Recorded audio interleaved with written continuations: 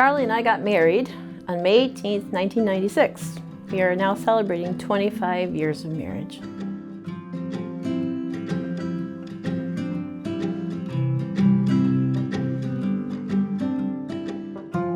I have known Charlie for a real long time. Well, we went to high school together, but we never talked to each other at one time. I never paid attention to Charlie. Charlie saw me, I saw Charlie. Then, later on in life, he began to come to our church at First Baptist Church in Hollisterville. Pastor Nate invited me there, and then I went one night, and she was there with Pat, her first husband, and I couldn't believe she was in church. And it was somebody I went to school with, going to a Christian church. She was excited that I was there. I was married to Pat, and Pat and Charlie became friends. But then Pat got ill. It was an awful time of my life, and he passed away. And I was by myself in a house raising my son Jonathan. I got laid off from a job, and I was home. And she needed stuff done around the house. She was scared to go to church on Sunday night, so I would pick her up, bring her to church. And Charlie was sent over to my house by our pastor because it was a very horrible winter, that winter of 1993. So I'd go and shovel her roof off. And she would invite me in for hot chocolate. We would just talk. We'd spend hours just talking and talking. Talking about everything, talking about my feelings, talking about grief, talking about anything and everything. And it was just wonderful, and became such a really good friend. And he would come over whenever I needed help with anything around the house. He came to do it. Her first husband passed away. Jonathan was a baby, and I gave her a pack of diapers. And she sent me a thank you note, and she was really thankful for him, and I still have the thank you note. I think she used the diapers, though. The first quality I noticed about Charlie was he was very unselfish. He cared. He cared about my feelings. He cared about everything, and he just was so helpful. I thought she was pretty. And she looked happy all the time, always happy, and joyful even when things were going wrong. I saw her in the bank after the funeral. She just looked happy. She was glad to see me, and I was glad to see her. He brought over a bale of hay one day for my dog for the winter, for his coop, and he was wearing those purple shorts, and I just remember looking at his really nice legs. They were really nice in those purple shorts. I went over her house, we talked. She asked me if she'd kiss me goodbye, and she did. I didn't think it was going to end. We just kept going and going. It was just nice. I always remember that. Yeah, and that's how it all got started.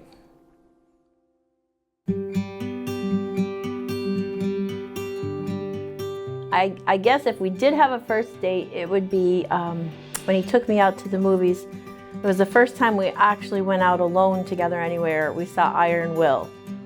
Yeah, we went to the movie Iron Will, and it was called the Eric Theater. She didn't tell me. She said she liked the movie, but later in life she said she hated it and she never wants to see it again. Boring movie is terrible boring. That was the only time we went out alone, so I guess that would have been our first time alone, if you want to call it a date.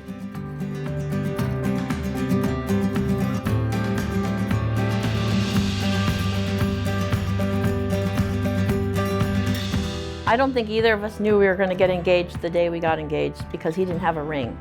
I went to New York City, and I was delivering a load of something next to one of those theaters in Manhattan, and they had a play called The Heiress, so I bought tickets for it.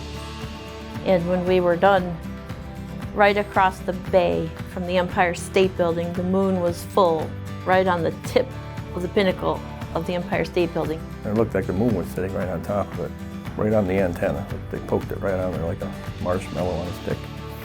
And we stood there looking at that beautiful scene. It was full moon, and he was so romantic, and he put his arms around me. I just felt like I wanted to be with her the rest of my life, so I asked her to marry me. I didn't even plan it. It was just so nice with the moon there, it was shining on the water. And I'm pretty sure she said yes, because we're married. So. He didn't have a ring because he didn't plan it, so it was later on in time, maybe 6 months later, we went to the Alpine restaurant for dinner, and he pulled out a box with the ring, and he proposed to me again with the ring, and all the waitresses came over and they're like, oh.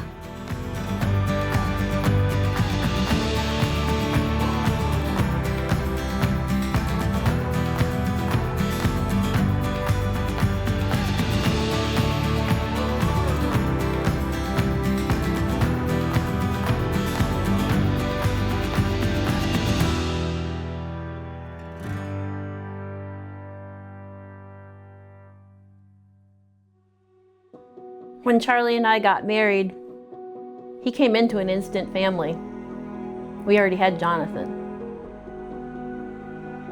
And then, lo and behold, 10 or 11 months later, Christopher was born. And then 4 years later, I had Daniel. So we have a total of 3 children, and all 3 of you are my favorite. They're fantastic. They're doing well in life. I think they're happy, and I think they're doing what the Lord wants them to do.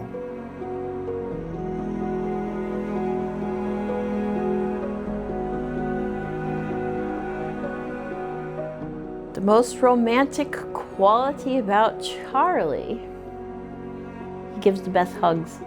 I love the hugs, and he sings to me when we dance, and that is really romantic. That's the still quiet guy that I met, who now opens up and sings songs to me. She gives herself 100% to other people, and me too. She never gives up. She just shows love to everybody.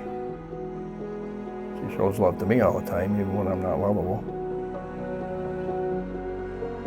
Looks like she's beautiful. She looks like Wonder Woman.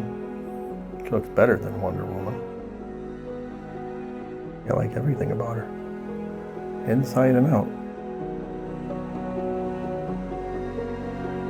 Our favorite memories have been just spending time together, camping and coming down to Lancaster, and also the very special memories that we have of taking all 3 boys to Florida every year to go see Grandma and Grandpa in Florida. Those memories are irreplaceable and very special to us. Our future plans?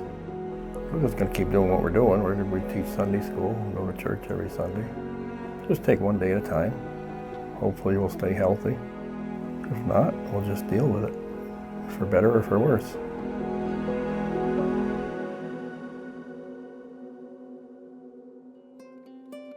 Our plans for the next 25 years, my goal and his goal has always been to retire someday in Florida, to do what my parents did, to do what my grandparents did, and to become a snowbird and go over on the West Coast and close to Sanibel, which is my favorite spot in the world, and have a winter home there and enjoy our retirement years there.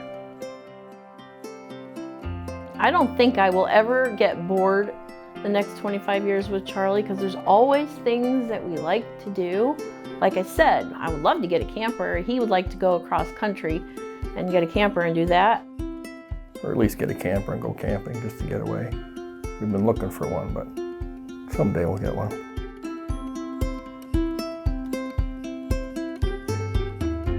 Life is getting shorter, and we just both want to just serve the Lord, and we want to be the best we can be for each other, for God and our children. When you leave it up to the Lord, He gives you His best. When He chooses the one for you, that's the perfect one. And that's what He did for us.